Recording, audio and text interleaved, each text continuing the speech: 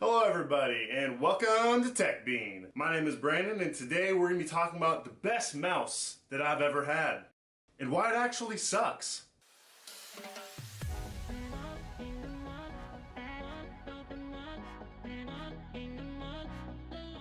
And before we get started, I just wanted to remind all of you that this is a review, this is my review, this is my opinion, and if you don't agree with it, let me know down below. If you do, let me know down below. But let's get to talking. The Razer Naga Chroma is an MMO mouse and is usually used by people who play games that require a lot of number presses, hence the extra buttons on the side of the mouse. 12 extra buttons to be exact. All of which are completely customizable and can be changed to do practically anything you want. This mouse has 1600 adjustable DPI, which thank goodness it does, because I know nobody on earth can use 1600 DPI. And because of its chroma badge, you can pick just about any color you want in the 16.8 million color rainbow that Razer somehow managed to harness. And if by some miracle you can't seem to find the color you want after cycling through all 16 million plus colors, you always have the option just to turn it off. The Razer Naga is 4.68 inches long, 2.95 inches wide, 1.69 inches tall, and weighs 135 grams, which for most people is 0.3 pounds, so not very much. The 12 buttons on the side are surprisingly tactile, which is a huge plus for me as someone who fat fingers their mouse and keyboard on the regular. It is almost a must-have so you don't accidentally change weapons in the middle of a firefight or accidentally cast the wrong spell and kill the person you're trying to save. It feels great in the hand, or at least in my hands. I've got big old mitts for hands and it fits me just about perfectly. It doesn't feel all that heavy, but it definitely feels a smidge heavier than other Razer mice I've tested. But it's kind of expected, as this is an MMO mouse, it's not used for FPS. I love the partially rubber feel of the mouse and have found it really great for people like me who have like super sweaty hands, and sometimes while playing games they just get really hot and sweaty. I love the 12 extra buttons on the side and find myself missing them whenever I try a different mouse that doesn't have them. So you guys might be thinking, Brandon, you said all these great things about this mouse, why does it suck? And if you didn't think that, then now you probably are. Now, before I say this, I want to make things perfectly clear. I have nothing against Razer. In fact, when I was a wee little bean, all I wanted was Razer products. I wanted them so bad. They're like the name brand of PC parts. They're like the friggin' Nike of the PC world. But being a kid with no dinero, I couldn't afford the name brand.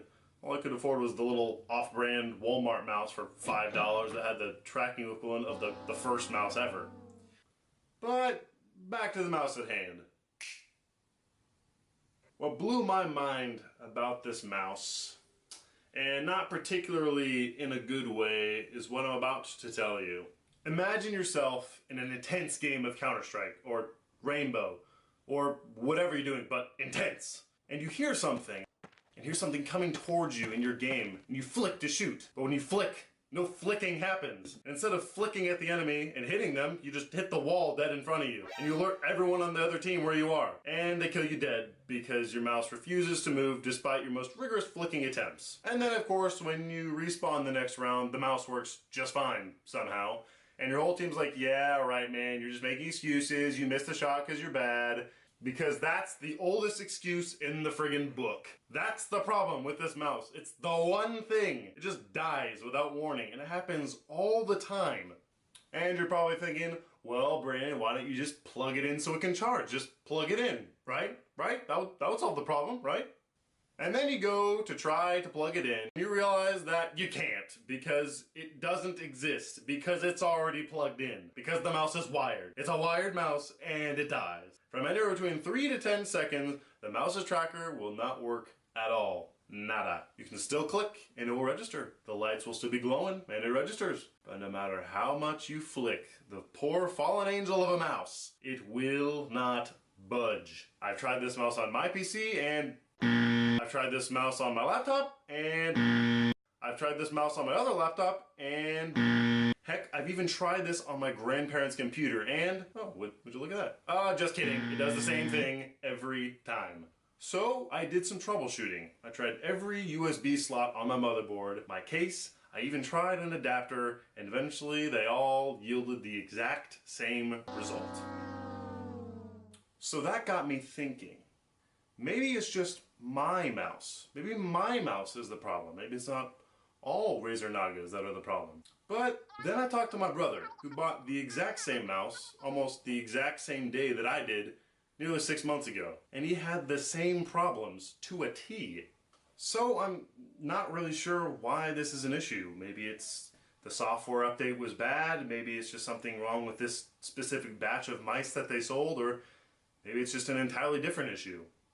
But what I do know is this. The Razer Naga is undeniably my favorite mouse of all time. And for 35 bucks, it is an absolute steal. And I'm disappointed that it just refuses to work properly.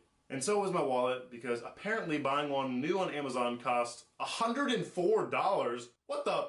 If you like my style and you like this video, let me know by hitting that subscribe button, hitting that like button, and if you didn't, just let me know what I can improve on down in the comments below.